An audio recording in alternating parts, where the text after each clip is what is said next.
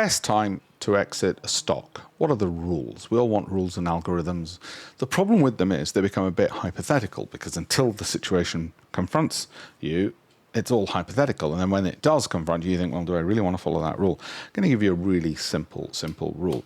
If you don't like the stock when you've bought it enough to want to hold it forever, and if it drops 50%, want to buy more, then you've not bought an investment, you've bought a trade.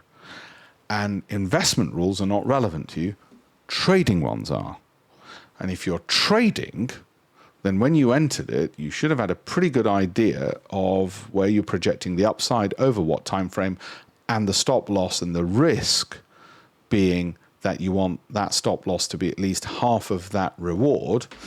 And if that stop loss could get hit, if it was only that close, because the reward is, say, 40%, the stop loss is 20%, could easily get hit by just noise, and recent moves show it could easily get hit, then it's not stock you should have traded in the first place, because noise could knock out and you're just gambling.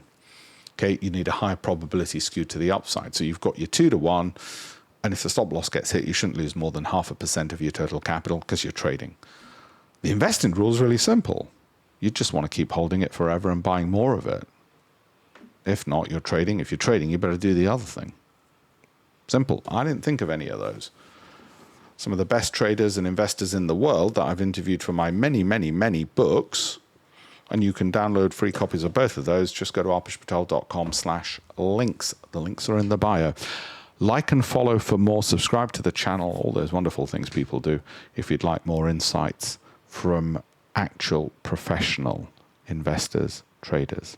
Thank you.